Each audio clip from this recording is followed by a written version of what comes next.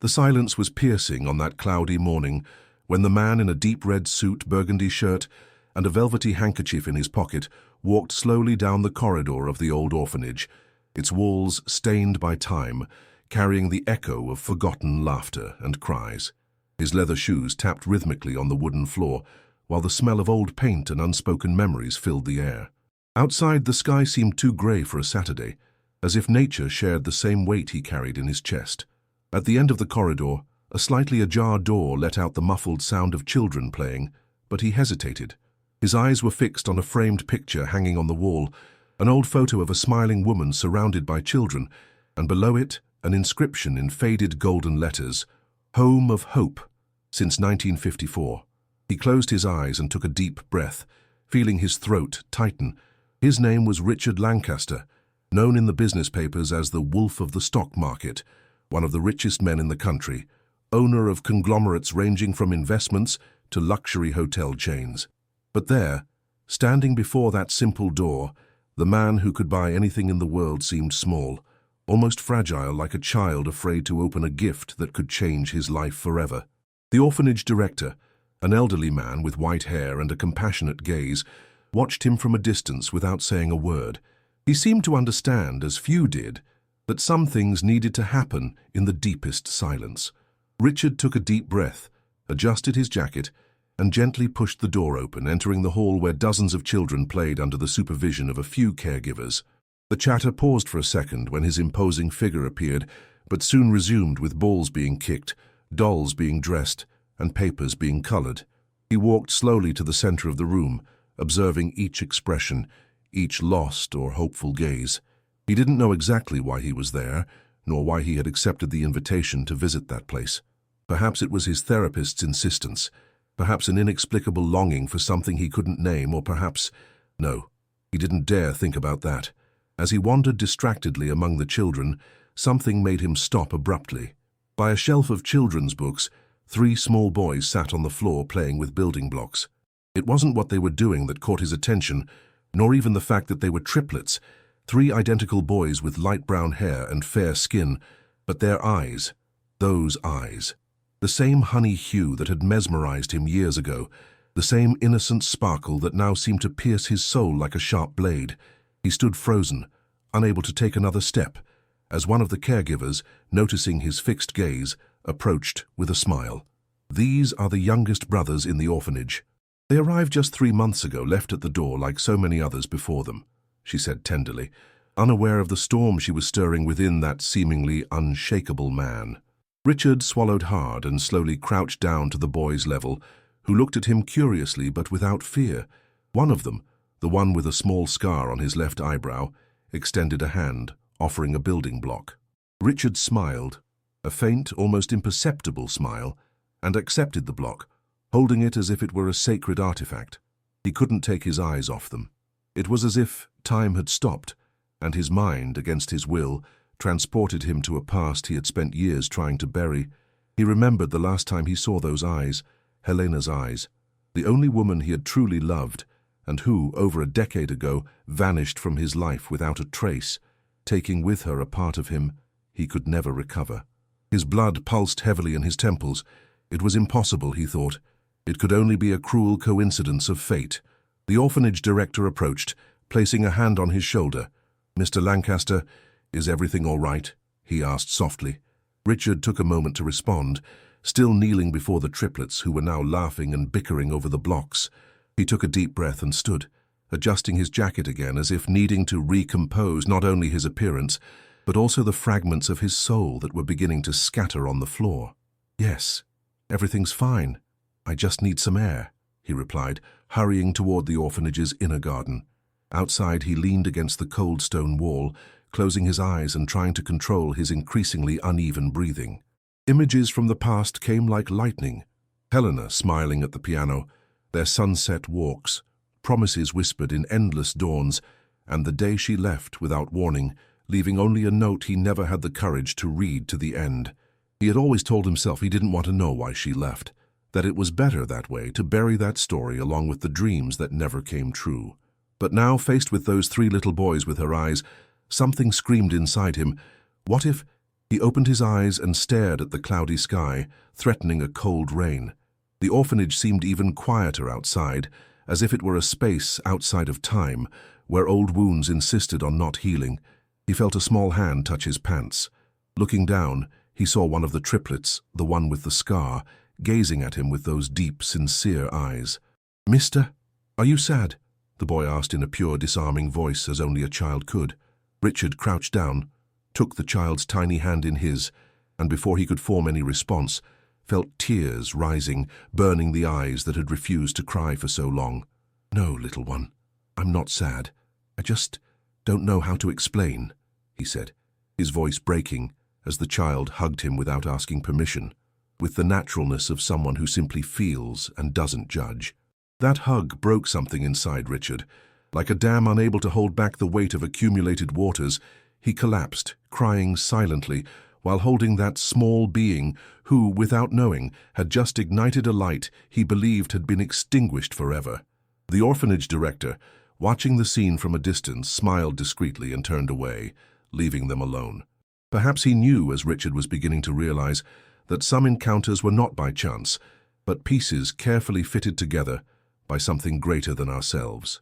Still kneeling in the garden, with the little boy in his arms, Richard breathed deeply, trying to find some rational explanation for what he felt. But there was no logic that fit that scene, only a tangle of emotions woven together like the threads of an ancient tapestry, embroidered with pain, longing, and something he couldn't name, but that made him feel, for the first time in many years, vulnerable.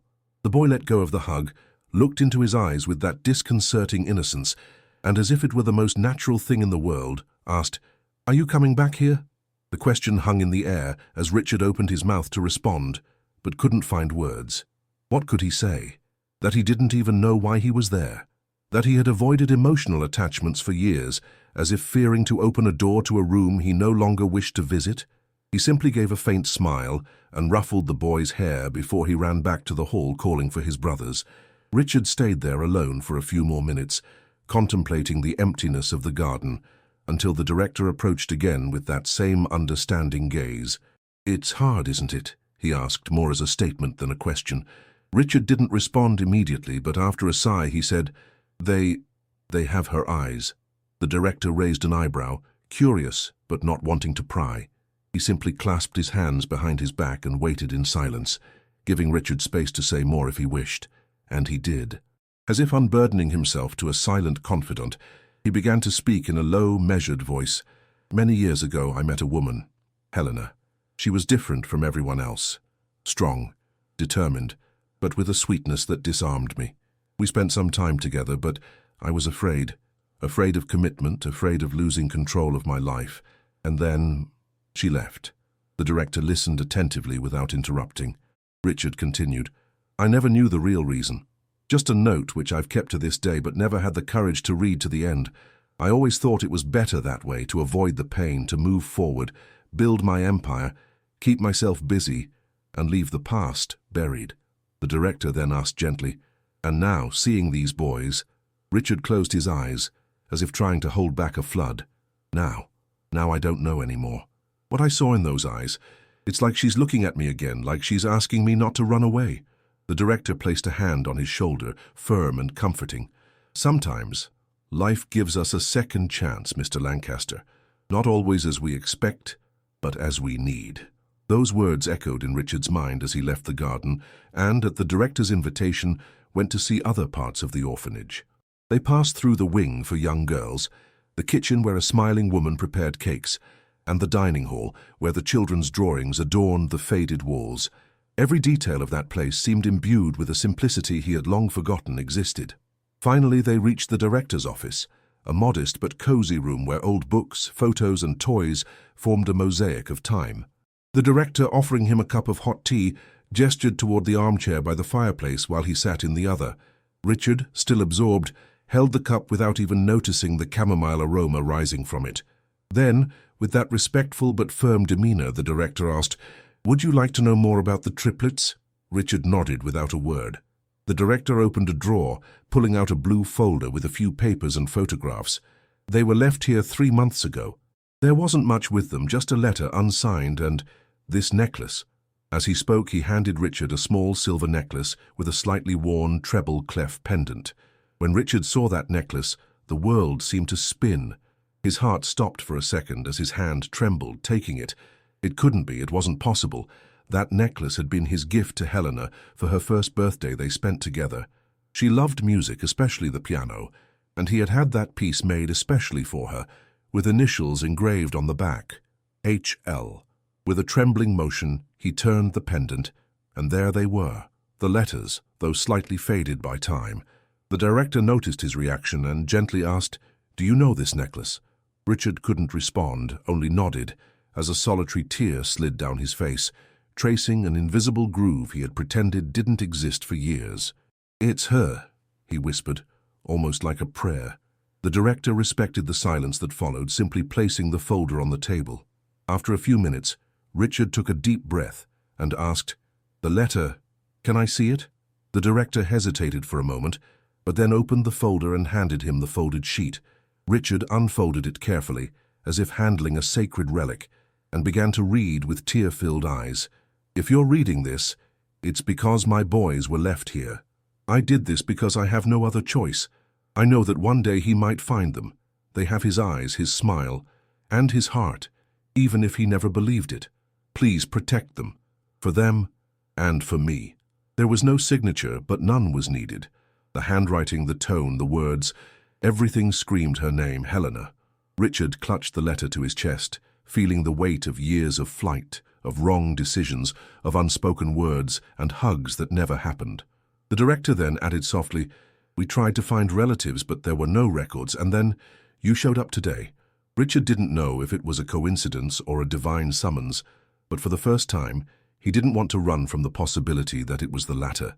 They stayed there in silence until Richard asked, Can I see them again?" The director smiled, stood, and led him back to the hall. Upon entering, the three boys were sitting on the floor with other friends, building a castle of blocks. When they saw Richard, they jumped up at once, running toward him as if they instinctively knew something connected them. The one with the scar was the first to hug his legs, followed by the other two. Richard knelt and enveloped them in a tight hug as his eyes filled with tears again, not of pain anymore, but of a relief he didn't know was possible. In that moment he realized his life would never be the same again, and deep down he didn't want it to be. The days that followed were marked by a silence that spoke louder than any words could express. Richard returned to his luxurious downtown apartment every night, but as he closed the glass door to the balcony overlooking the skyline, he felt lonelier than ever. The city lights, which once filled him with pride and power, now seemed pale, almost lifeless compared to the vibrant memory of the eyes of those three boys who unknowingly had uprooted his past and exposed it to the light of the present. Every detail of the orphanage, every smile, every hug he had received, replayed in his mind like a film he couldn't pause. And above all, the necklace. The small treble clef pendant now rested on the glass table in his living room, like a reliquary holding not only Helena's memory, but also all the choices not made, all the paths not taken. He stared at it for long stretches, unable to put it away, as if that object could somehow answer the questions echoing in his mind. On a particularly cold night, Richard decided to do what he had sworn he would never do. He opened the drawer where he kept, sealed, the note Helena had left him the day she departed. His hands trembled as he broke the yellowed seal and, with bated breath, began to read. "Richard, if I'm leaving, it's because I know that staying would destroy us both. You always said you didn't want children, that you weren't ready to give up your freedom. I understand, and that's why I'm leaving now, before the love we feel turns into hatred. But know that I've always loved you. And perhaps, who knows, one day, when you're ready, our paths will cross again. Until then, I leave you my love and what I carry in my womb." Richard let the letter slip from his hands. His head spun. The floor seemed to slip away beneath his feet. What did she mean? She was pregnant, and he never knew. How could she hide that? Or more than that, how could he have been so blind, so insensitive, so proud as to not notice? The necklace, the letter, the triplets' eyes, everything made sense now, like pieces of a puzzle finally fitting together after years of chaos and darkness. They were his sons. There was no doubt anymore. There could be no other explanation. The next morning, without a second thought, he grabbed his car keys, and drove to the orphanage. He hadn't scheduled a visit, hadn't informed anyone. He just went, driven by an impulse he didn't recognize, but that propelled him like never before. When he arrived, the director greeted him with a smile, as if he had been expecting him. "Good morning, Mr. Lancaster. The boys asked about you yesterday." Hearing that, Richard felt a lump in his throat. "Can I see them?" he asked, almost as a plea, not a demand, as he was used to making in his business dealings. "Of course, they're in the courtyard playing." Richard walked to the inner courtyard, where ancient trees formed a small sheltered grove. There they were, the three of them, running after a dog, laughing, free. When they saw him, they stopped immediately, and with that disarming spontaneity only children have, ran toward him, hugging him tightly. He knelt, embracing them even more tightly, as if wanting to make up, in a single gesture, for all the years he hadn't been there for them. "Do you want to go for a walk with me today?" he asked, and the three, almost in unison, shouted, "Yes!" The director, observing the scene from a distance, approached, and with that ever-understanding gaze, said, "You'll need to sign some documents, security protocols, but I think they'll be happy." Soon after, the four of them were in Richard's car, a gleaming black SUV that seemed too big for the small group. But inside it, the space finally felt filled. The boys asked questions about every button, about how the car worked, while Richard, smiling, answered with patience. He decided to take them to a park, a place where they could play freely. He chose one near the lake, with tall trees, wooden benches, and an old carousel that spun slowly, as if it were a relic of another time. There, sitting by the lake after running, playing, and eating ice cream, the boys snuggled up next to Richard. The one with the scar, always the most curious, asked, "Why do you come here to see us?" The question, so direct and pure, caught Richard off guard. He took a deep breath and, looking at the horizon where the sun was beginning to set, answered, "Because you remind me of someone I loved very much." "Who?" asked another, his eyes wide. He hesitated for a moment, but then replied, "Your mother." The three exchanged glances, not fully understanding but sensing that the words carried a weight beyond their grasp. "She was very important to me, and now you are too." The one with the scar, ever curious, asked, "Did you know our mum?" Richard smiled sadly. "Yes, I knew her, and I'm sorry I wasn't with her when she needed me most." The boys said nothing, just leaned closer to him, as if instinctively knowing that in that silent embrace there was more truth than 1,000 words could convey.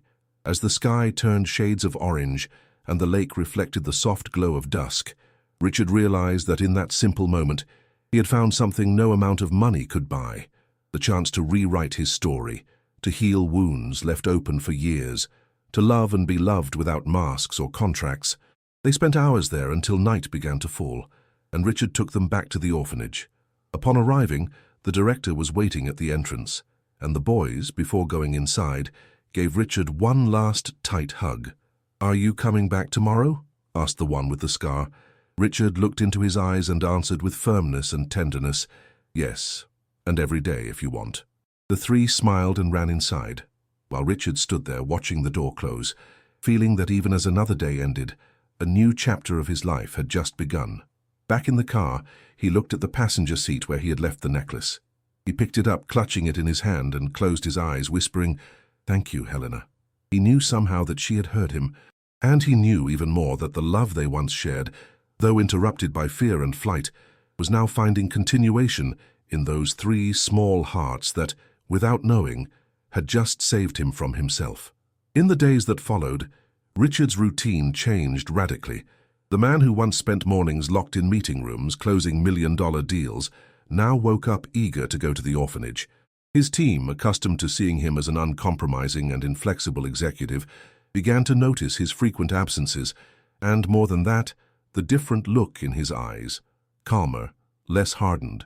Some said in surprise that he seemed happy, but no one dared ask why, for Richard had always been an impenetrable fortress, and indeed he himself was surprised by this silent transformation.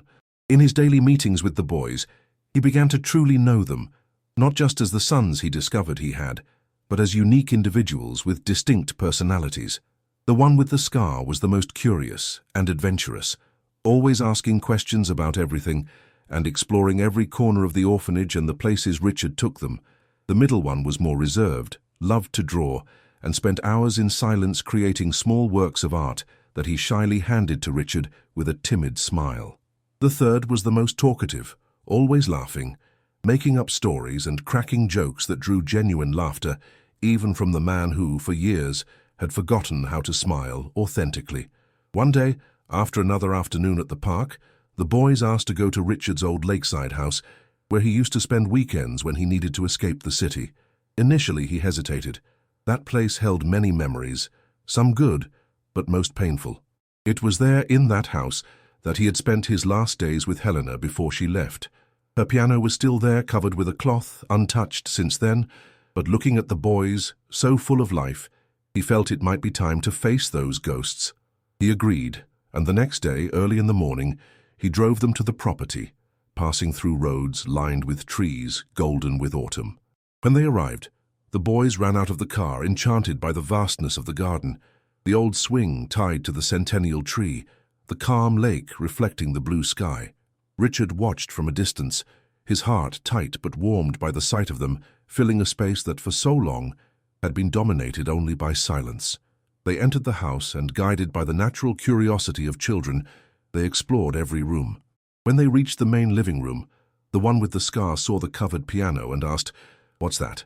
Richard hesitated but then approached, carefully pulling back the cloth to reveal the glossy black grand piano. He ran his hand over the keys, remembering the nights when Helena played while he watched in silence, admiring her sensitivity. The one with the scar, curious, pressed a key, which sounded clear, as if the piano had been waiting for years to be heard again. "Your mother loved to play," Richard said, his voice breaking. She taught me how to listen." The boys sat on the rug, attentive as he told, perhaps for the first time aloud, the story of how he met Helena, how they fell in love, and how, out of fear, he ended up pushing her away until he lost her. "I didn't know she was pregnant," he confessed, looking at them with tear-filled eyes. "If I had known, maybe everything would have been different." The middle one, the most sensitive, approached, took his hand, and with the simplicity of someone who sees the essential, said, "But now we're here." Richard couldn't hold back the tears. He hugged the three tightly, feeling that moment was more than a reunion.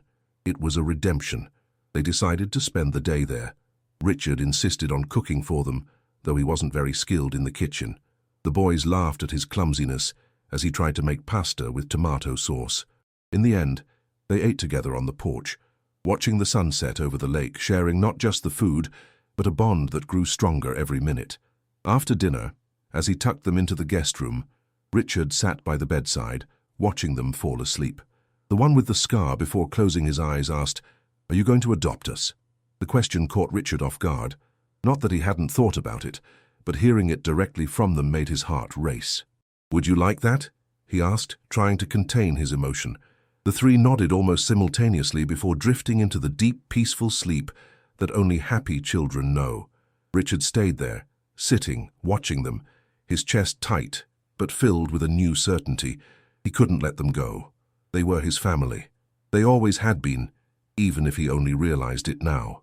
The next morning, he returned to the orphanage with the boys and requested a meeting with the director. When they entered the office, the director, sensing the seriousness in Richard's gaze, asked, "What can I do for you?" Richard took a deep breath and said, "I want to start the adoption process." The director smiled, unsurprised, as if merely confirming something he already knew. "It's a long process with many legal steps, but if that's what you want, we'll begin immediately." "It's more than a want," Richard replied. "It's what I need to do." In the months that followed, Richard dedicated himself entirely to the process. He hired the best lawyers, but more than that, he devoted time and presence to the boys. He went to the orphanage every day, took them on outings, read them bedtime stories, accompanied them to doctor's appointments and school meetings. Little by little, that routine ceased to be an effort and became the new definition of his life. One day, during a park visit while the boys played in the sand, the orphanage director called Richard. "Mr. Lancaster, the decision has come through." Richard felt his heart stop for a second. "The judge has approved the request. The boys are officially your sons." Tears began to fall silently before he even hung up the phone. He ran to where the boys were and, kneeling before them, said, "I have something to tell you." They stopped what they were doing and looked at him, attentive. "You are officially my sons now. The three hugged him tightly, not fully understanding the legal implications, but grasping deep down what truly mattered. They finally had a family. And he, Richard Lancaster, who had spent his entire life avoiding attachments, now discovered that no professional success, no bank account, no possession could ever compare to the value of those 3 hugs. As they walked back to the car together, hand in hand, Richard looked at the sky, feeling for the first time a peace he had never experienced. He knew that somehow Helena was there, watching over them, smiling, satisfied that, despite everything, love had prevailed.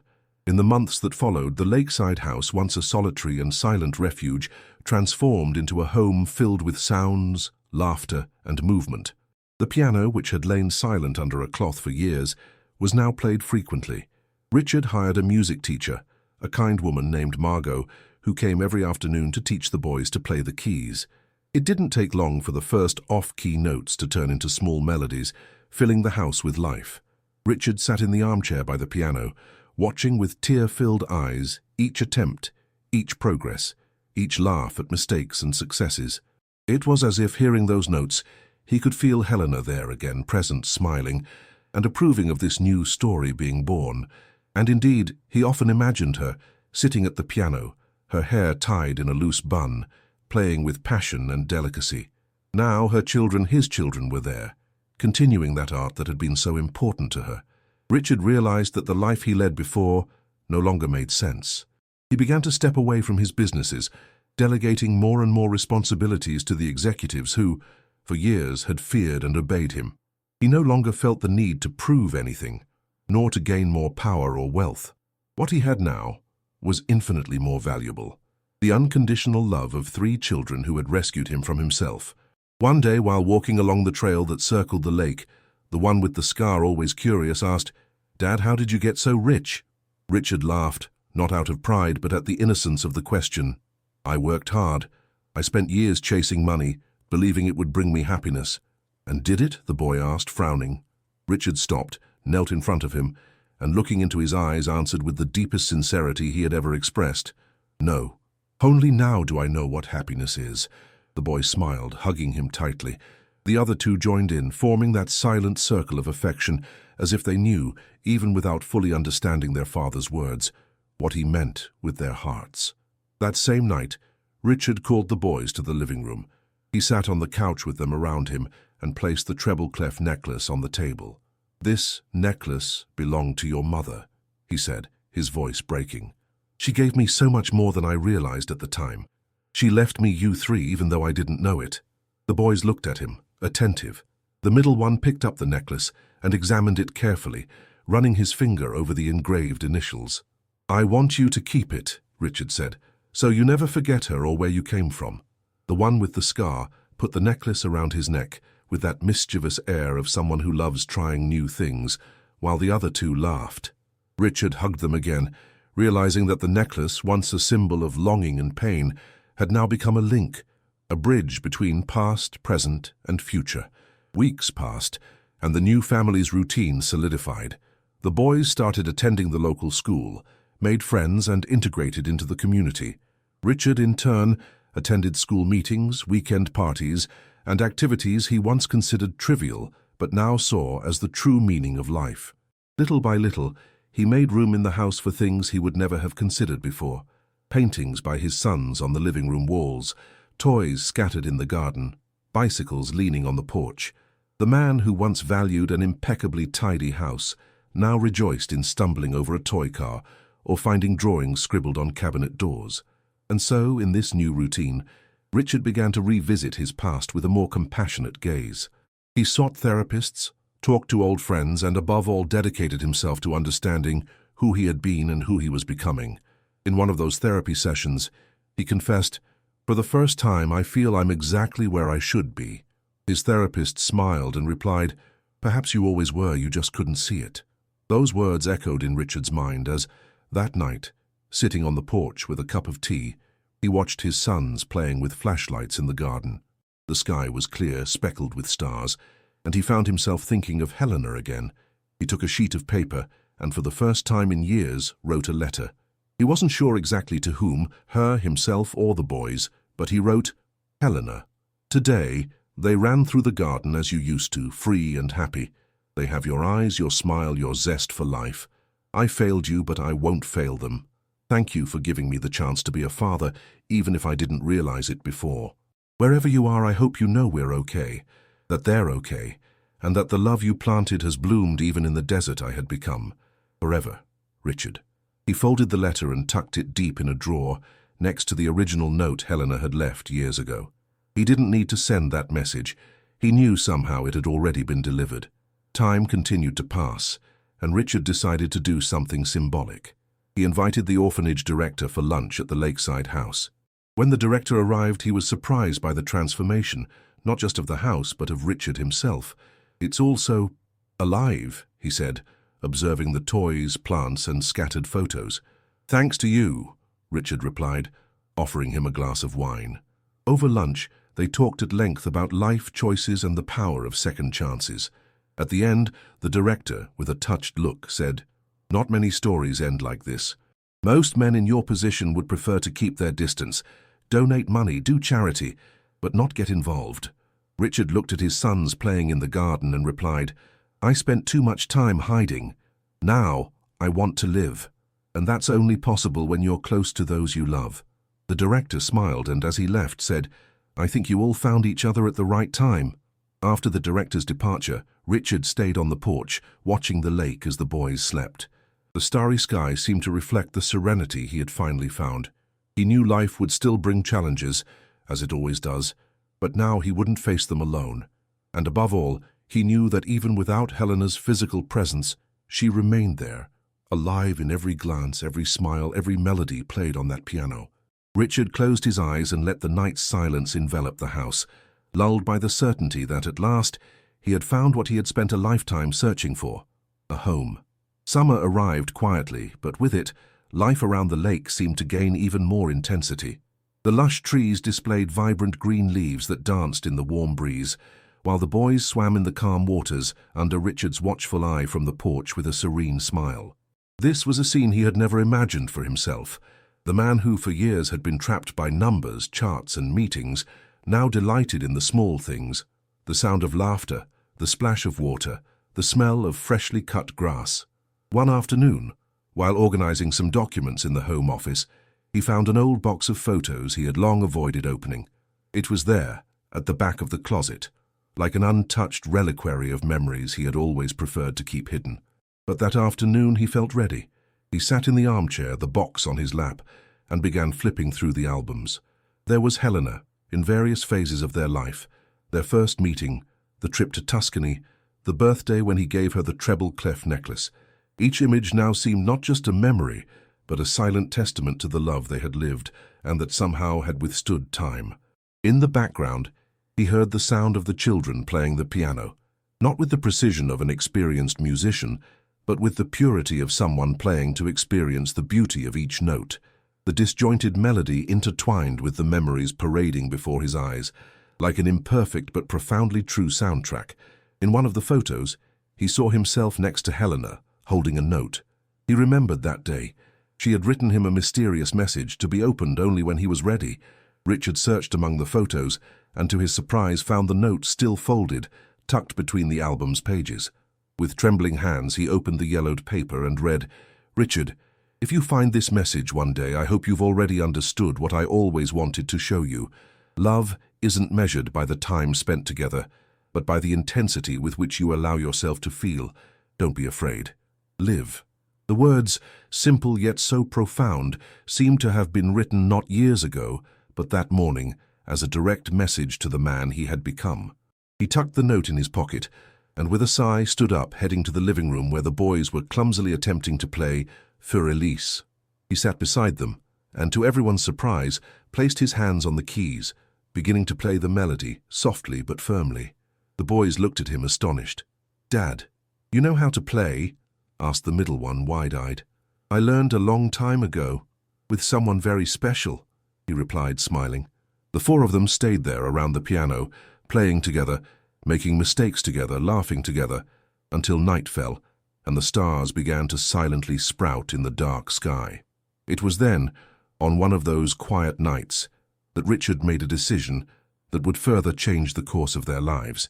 He called the boys to the living room, sat with them on the couch, and with the tone of someone sharing something important said, "I've been thinking a lot, and I want to take a trip with you." "Where to?" asked the one with the scar, always curious. "To the place where your mother was born." The boys exchanged glances, unsure what to say. "I want you to know more about her, what she loved, the places she walked. I want you to feel that she's still alive, not just here," he said, pointing to his chest, "but out there in the places that hold her memories." And so, a few weeks later, they set off for the small coastal town where Helena had grown up. Richard hadn't been back there since, years ago. He accompanied her on a visit to her family, long before she vanished from his life. When they arrived, they stayed in a simple seaside inn and spent their days walking the beaches Helena loved, visiting the cafes where she used to write her sheet music, and exploring the trails she walked in her youth.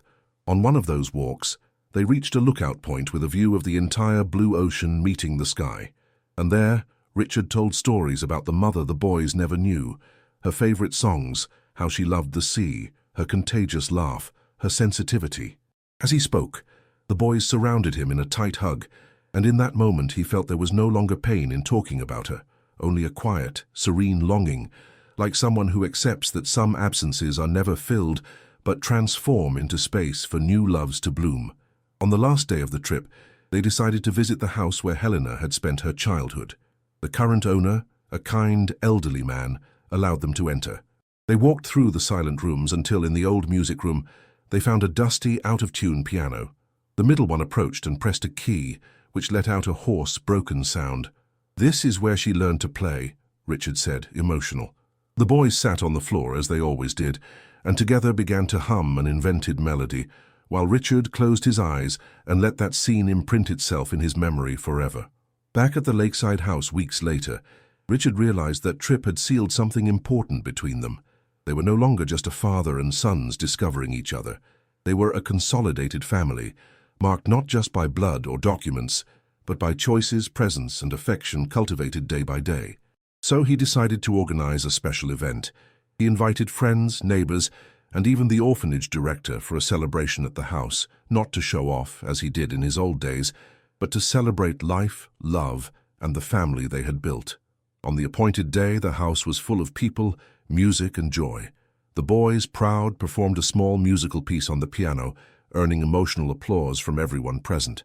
When they finished, Richard stepped onto the makeshift stage and, holding the microphone with steady hands, said, "For many years I thought success was about achieving more, accumulating more, being more. Today I understand that true success is having someone to share who you are. I want to thank all of you for being here, and especially these three little big men who taught me, with their simplicity and love, what it truly means to live." The applause was loud, but what touched him most was seeing at the back of the crowd the orphanage director with teary eyes, discreetly waving, as if saying, "I knew it." As the party ended, late into the night, Richard and the boys stayed on the porch, looking at the lake lit by the moon. "Dad," the one with the scar broke the silence, "do you think Mom is watching us now?" Richard looked at the starry sky and, with a trembling voice, replied, "I'm sure of it." And together they stayed there, embraced in silence, letting the gentle breeze carry that certainty beyond the lake, beyond the night, to the infinite. Autumn began to show its signs when the leaves started falling gently onto the lawn surrounding the lakeside house. Richard, now accustomed to the simple and true routine his sons provided, began to cherish small rituals that would never have had a place in his hurried and cold life before. On Sundays they picked apples from the orchard that, though neglected for years, seemed to have gained new life with the constant presence of children running, laughing, and playing among the trees. On one of those autumnal mornings, Richard and the boys decided to build a treehouse. The project, initially conceived as a game, soon turned into a joint mission that required planning, teamwork, and, above all, time dedicated to each other. Richard, who had never been very handy with tools, found himself learning from online videos, while the boys drew how they wanted the structure to be. For weeks, they measured, cut boards, hammered nails, and slowly watched a small refuge take shape among the sturdy branches of a centennial tree by the lake's edge. The treehouse was simple but cozy, a window overlooking the water, cushions scattered on the floor, an improvised shelf with children's books, and of course, a reserved space for the treble clef necklace, which the boys decided to leave there as a symbol of the invisible bond that tied them to their mother. On the afternoon they finished the construction, they climbed up together and, sitting on the still new-smelling wooden floor, stayed silent, watching the sunset paint the lake in shades of gold and red. It was the middle one who broke the silence. "Dad, do you think if Mom were here she'd like this treehouse?" Richard smiled, put his arm around his son, and answered with the certainty only love gives. "I'm absolutely sure. She loved places like this, where you can just stop and listen to the world." And so they stayed, listening to the wind rustling the leaves, the birds preparing for the night, and the gentle sound of the lake's waters kissing the shore. The days passed, and the treehouse became their favorite spot for gatherings, reading, and even some special meals. On a clear night, Richard prepared a picnic, and under the starlight the four shared bread, cheese, and fruit, while he told stories of his childhood, stories that, until then, he had never shared with anyone. He spoke of the fears he had as a child, how lonely he felt after losing his parents early, the harshness with which he learned to protect himself from the world, building walls so high that even love couldn't breach them. He confessed that when he met Helena for the first time, he felt the urge to tear down those walls, but deep down he was still trapped by the fear of suffering again. The boys listened attentively, and when he finished, the one with the scar, with that simple wisdom only children have, said, "But now you're not alone anymore." Richard smiled, feeling his chest fill with a tenderness he hadn't experienced in a long time. "No, son, I'll never be alone again."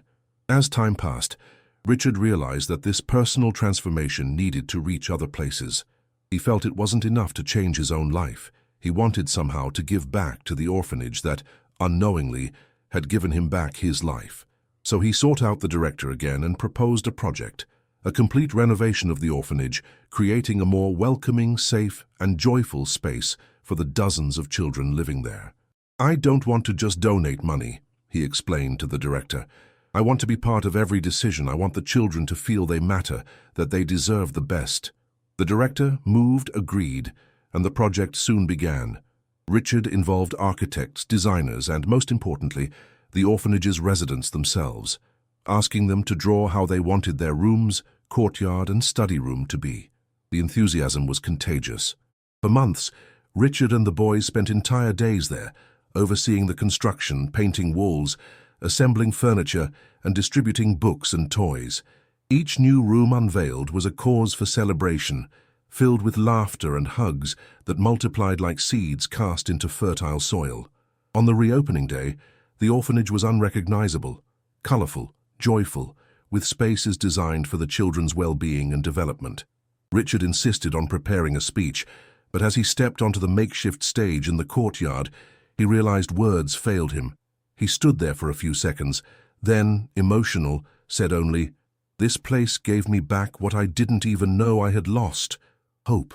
The applause was loud, and as he looked to the side he saw his sons smiling, proud, holding his hand tightly.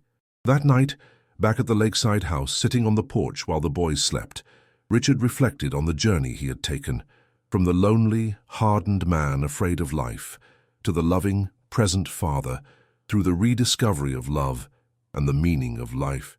He picked up the treble clef necklace now resting on the table, and holding it, felt not pain anymore, but deep gratitude. It was no longer an object that evoked absence, but a symbol of everything he had gained: a family, a home, a new chance. Days later, while visiting the orphanage again to deliver some books, the director called him to the office. "We've been receiving lots of letters, calls, people wanting to know about the project, wanting to help, wanting to be inspired." Richard smiled. "That's great. The more people who can do something, the better. But actually, I wanted to give you this." The director then handed him a small wooden box. It was tucked away for years, lost among old files. "We found it during the renovation. I think it belongs to you." Richard opened the box and found a sealed envelope with his name written in handwriting. The script was unmistakable, Helena's. His heart raced. He carefully opened the envelope and read, "Richard, if this letter reaches you one day, I hope it's when you've already found what you always lacked: the courage to love. Know that I always believed in you, even when you didn't believe in yourself. I leave you not only our sons, but the certainty that true love never dies, it only transforms. Take care of them, and above all, take care of yourself. With all my love, Helena. Richard closed his eyes, letting the tears flow freely without resistance. He folded the letter carefully, tucked it in his pocket, and as he left the office, took a deep breath, feeling lighter than ever. He drove to the school where the boys were, and seeing them run out through the gates, opened his arms to receive them in a tight hug. He knew he no longer needed to run from the past or fear the future. Now, he had everything he had always wanted, even without knowing it: a family, a purpose, and a love that, despite all absences, remained present, pulsing strongly with every beat of his heart. Winter approached slowly, and with it a mood of retreat and contemplation seemed to envelop the lakeside house. Mornings grew colder and damper.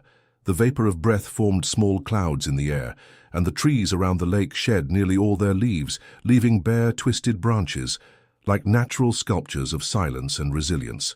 For Richard and the boys, however, the cold didn't mean distance, but an invitation to closeness. They spent more time together indoors, gathered around the fireplace, reading books, assembling puzzles, or watching favorite movies. The piano, as always, filled the space with notes that, even when off-key, carried a unique beauty, born from effort and the joy of sharing. On one of those cold afternoons, while preparing hot chocolate for his sons, Richard felt a familiar presence invade his thoughts. It wasn't a painful memory, as it used to be, but a serene feeling of acceptance. Helena was no longer an absence that hurt, but an invisible presence that permeated every corner of this new life. He felt an urge to share with his sons something he had kept for years. He called them to the living room, and, when they were all comfortably seated on the rug by the fireplace, he picked up a small photo album he had set aside, filled with pictures of him and Helena. "Today, I want to show you who your mother was," he said with a tender smile. The boys leaned in, curious, and Richard began flipping through the album, showing each photo telling stories. "This was when we traveled to Tuscany. She loved that place, said the colors of the hills were like musical notes scattered across the earth. And here was the day she taught me to cook risotto. I never managed to make it as well as she did. And this was our last Christmas together." The boys listened in silence, absorbing every word, every expression, as if trying to build a complete image from fragments lovingly offered. "She seemed really cool," said the one with the scar, with an admiring smile. "She was more than cool," Richard replied, his eyes shining. "She was the most generous and vibrant person I ever met." When he finished, he closed the album carefully, like someone guarding a treasure, and looked at his sons. "I wanted you to know that, even though she's not here physically, she lives in each of you. In the way you look, laugh, hug, she's always here, with us."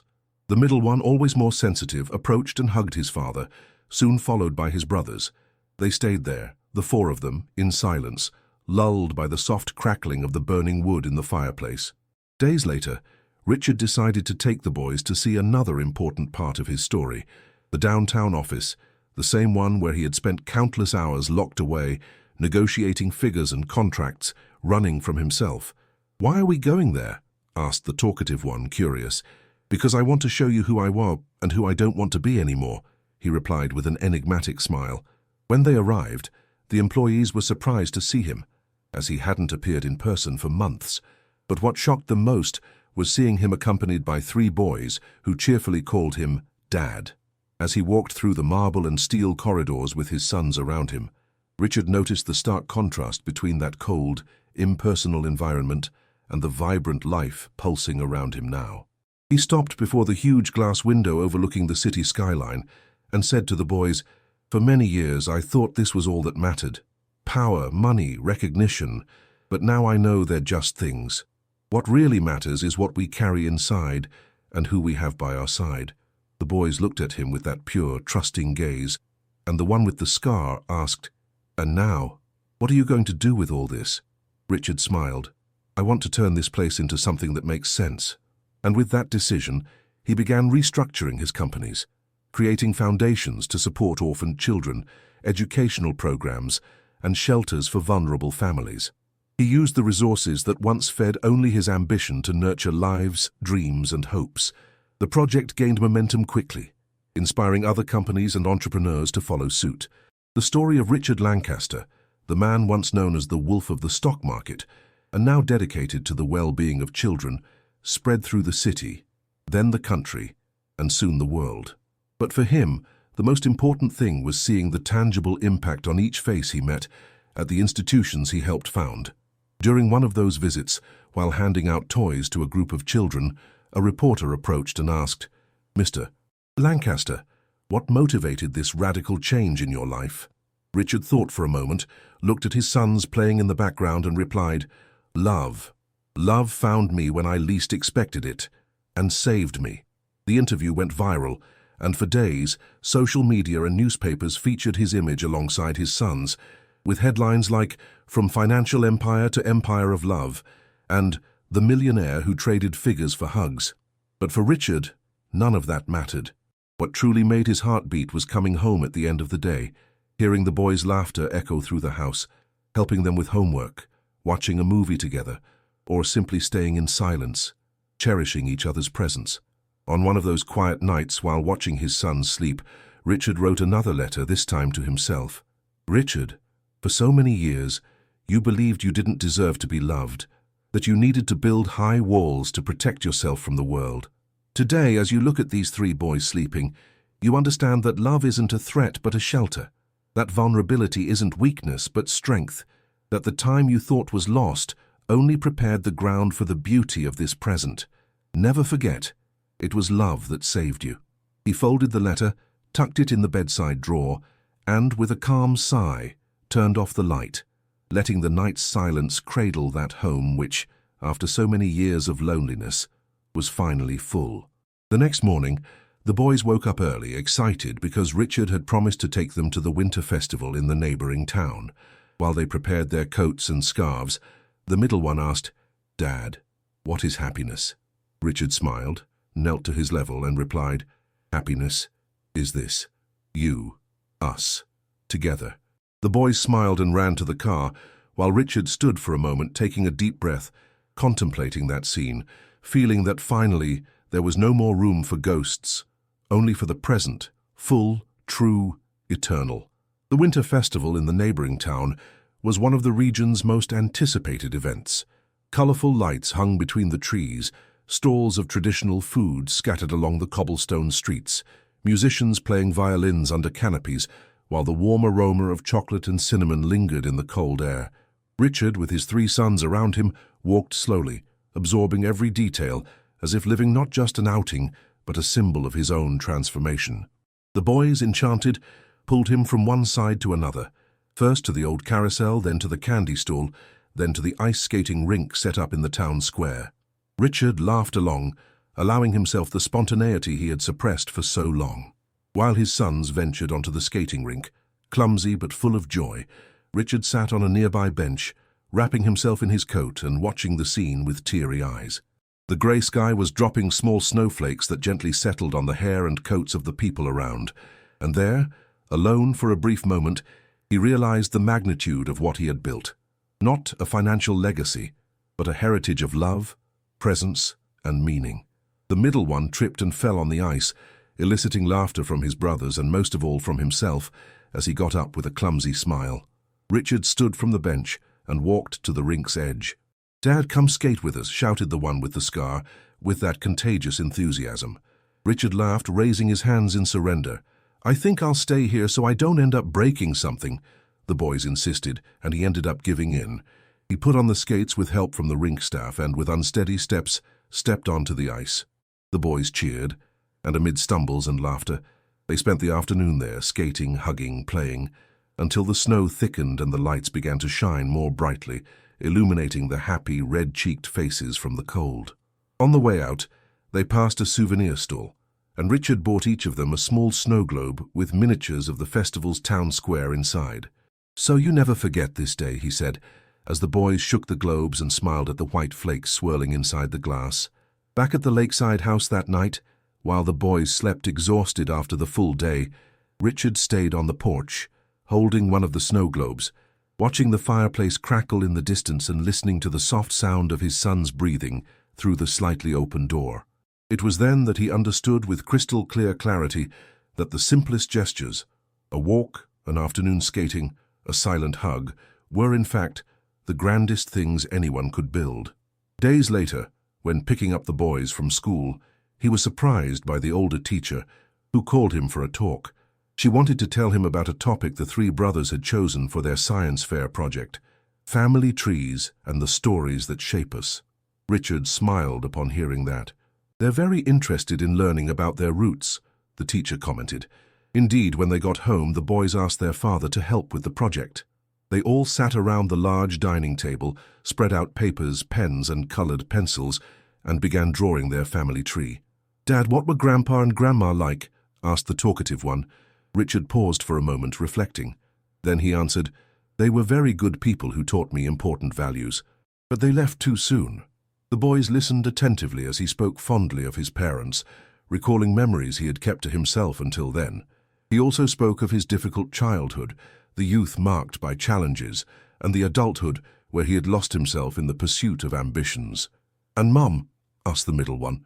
Richard took the paper and carefully drew a branch just for Helena, placing a musical note beside it as a symbol of her essence. "She was the most special person I ever met. She taught me to love even when I thought I didn't know how." The boys smiled, and each drew something beside Helena to represent what they felt. The one with the scar drew a piano, the middle one, a heart, and the talkative one, a huge smile. When they finished, Richard looked at that simple drawing, which to him represented the full realization of his existence, a family that, despite all losses, had found ways to flourish. Then the boys in unison asked, "Dad, can we put this drawing in the treehouse?" "Of course," he replied, his voice breaking.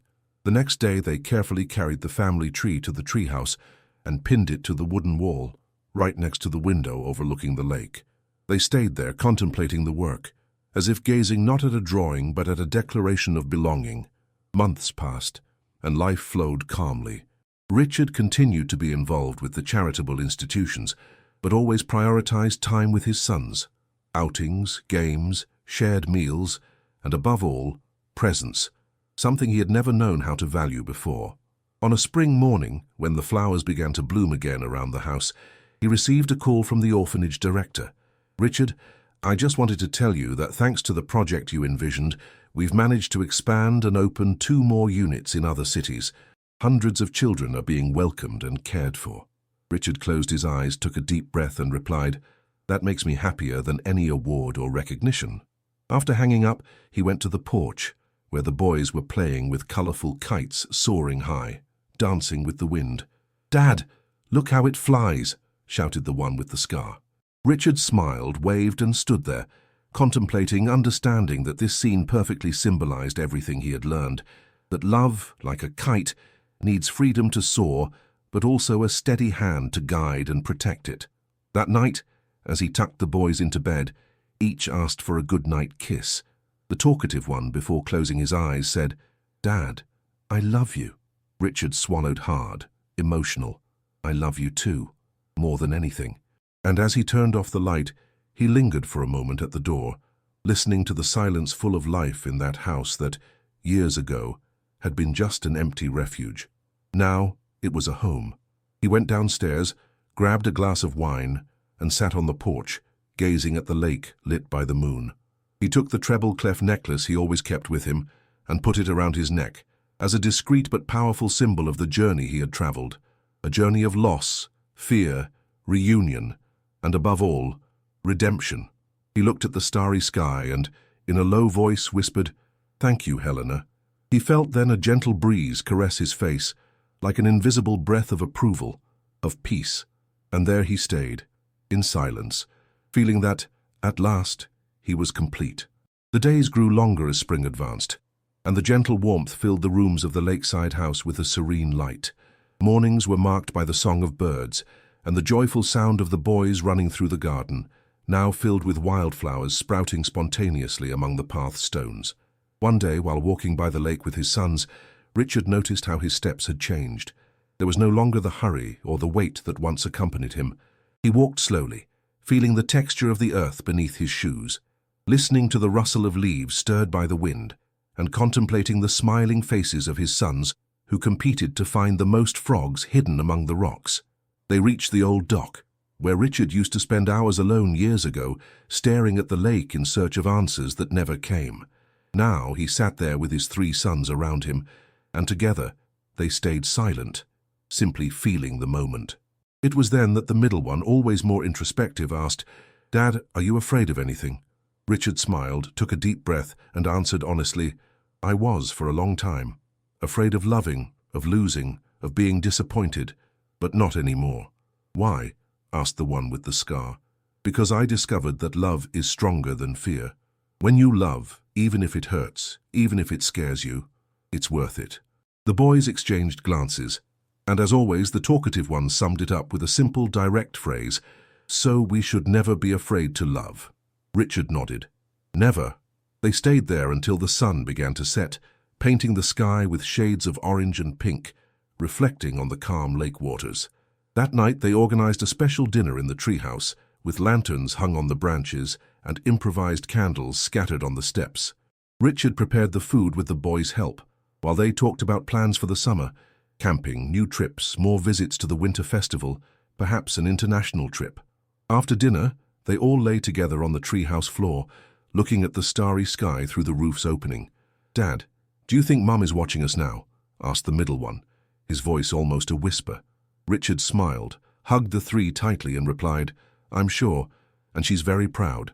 They stayed there in silence, listening to the sound of crickets, the rustle of leaves and the steady beat of their hearts, aligned, connected. Before falling asleep, Richard looked at the treble-clef necklace hanging on the treehouse wall's nail, right next to the family tree drawn by the small, hopeful hands of his sons. He felt once again that all the pain he had carried for years had transformed.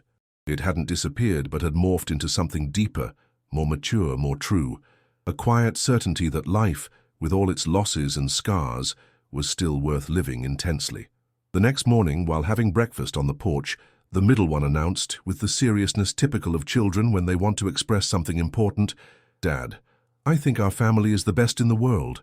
Richard smiled, feeling tears threaten to escape, and replied, "I think so too, son." And then the 3 hugged him, in that clumsy and sincere way only children know, enveloping him with the love that, in the end, had saved him. There, on that simple porch facing the lake, under the blue spring sky, Richard knew, with the same certainty he had that the sun would rise the next day, that he was exactly where he was meant to be, and that, despite everything, or precisely because of everything, life had finally led him to a home. The end.